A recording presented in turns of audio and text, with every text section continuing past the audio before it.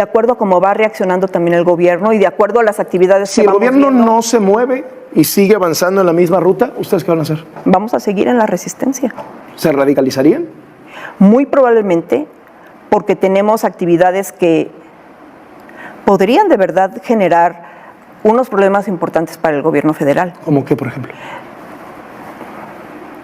Como intervenciones en asuntos de interés fundamental y prioritario, inclusive de orden económico para el gobierno federal, y que sabemos y lo hemos visto, nos hemos convertido en una piedrita en el zapato para el gobierno federal. O sea, boicotearles casos, digamos. Probablemente lo hagamos. Casos de impuestos, casos de órdenes de aprehensión, ¿sí?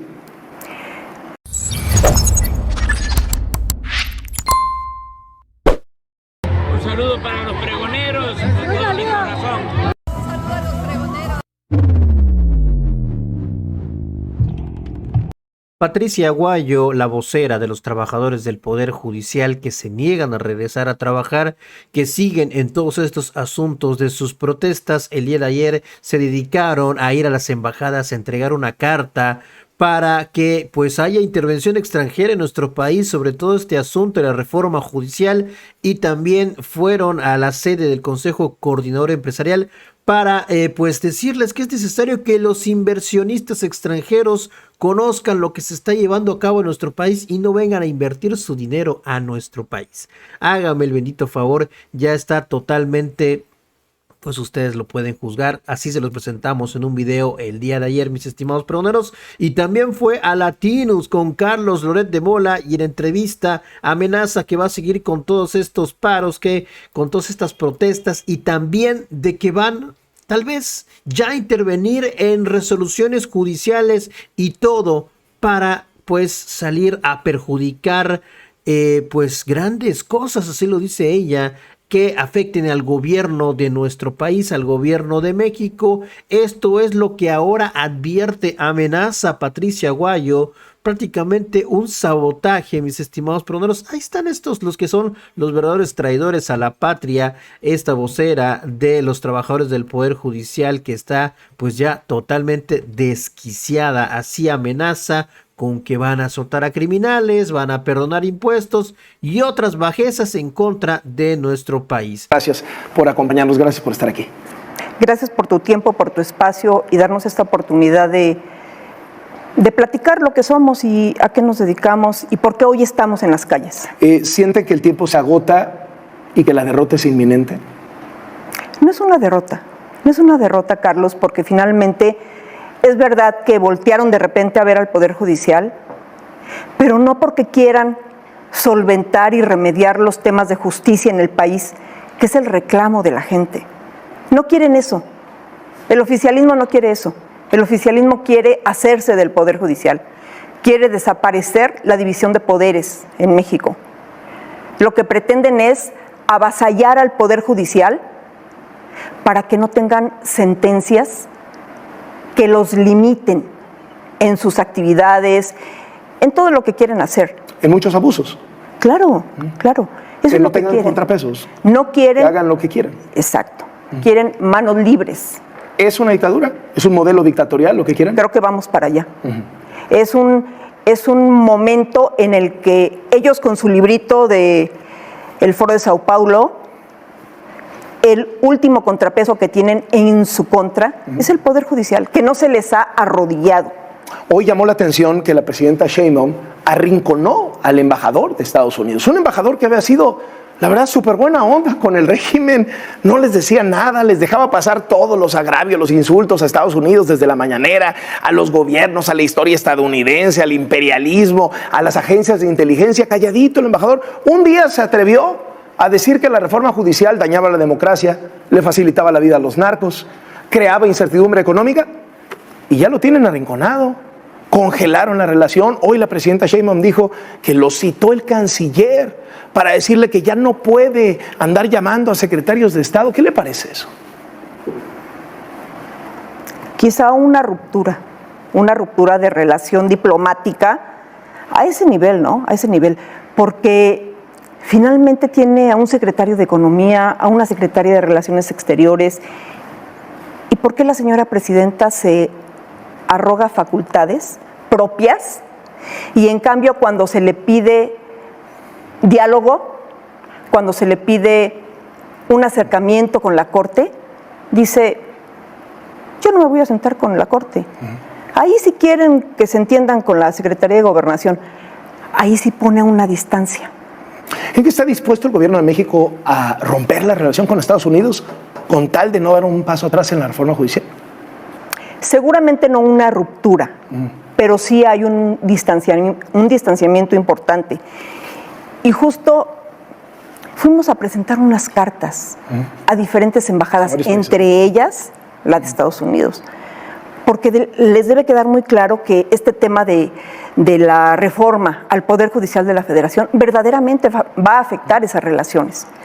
¿Hasta dónde va a estar dispuesto el gobierno federal a llevar esta venganza?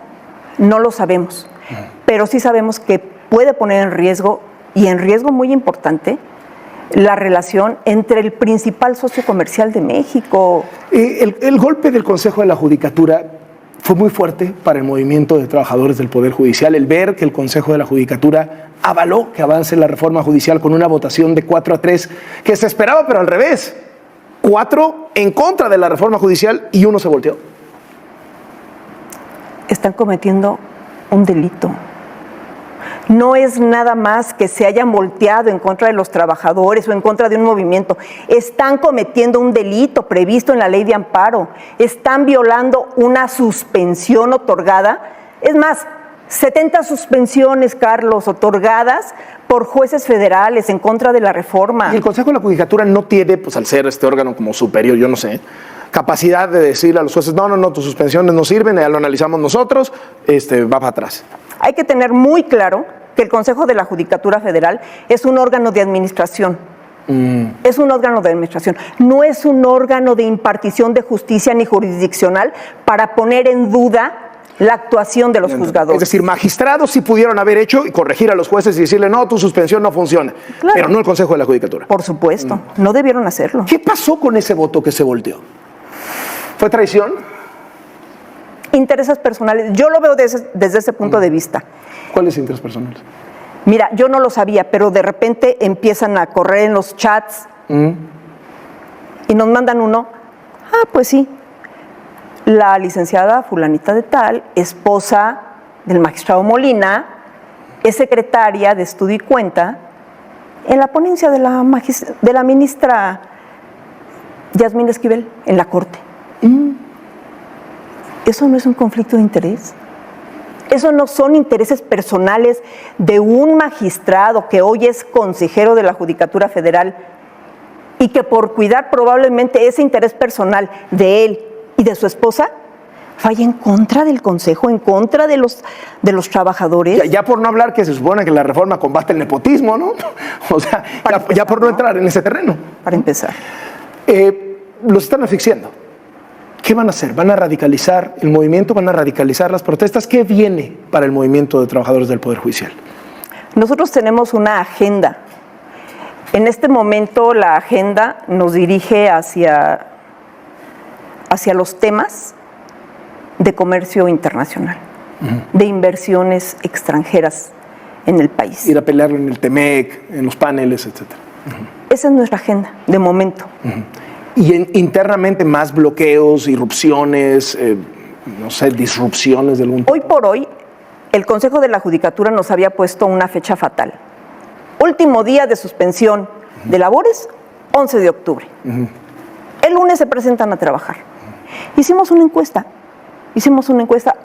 ¿Qué opinan de esto? Porque la condición era que el Consejo cumpliera un pliego petitorio que le extendimos, derivado de unas mesas de trabajo y unas mesas de diálogo que llevamos a cabo la semana pasada. O sea, sí regresamos el 11 de octubre, pero ustedes nos cúmplenos. Y no se los cumplieron. Y no nos han cumplido. No van a regresar el 11 de octubre. Evidentemente no. Por el momento, mientras no nos cumplan, vamos a continuar con esta resistencia.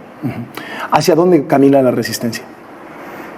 Esta resistencia camina hacia, quizá, si lo quieres ver así, un acto de rebeldía, porque tenemos compañeros que dicen, es que a lo mejor ya nos empiezan a descontar salarios. no nos importa que nos descuenten salarios. Ha sido un tema de la presidenta, ¿no? Porque los claro. estigmatiza, les dice el paro todo pagado, ¿no? Y todos los publicistas del gobierno, todos los propagandistas del gobierno, el paro todo pagado, porque siguen cobrando sus sueldos mientras están en paro. ¿Qué piensan de eso? Nosotros vamos a seguir en esta resistencia, aun cuando no nos paguen. Tenemos esta agenda que abarca al menos la semana que entra.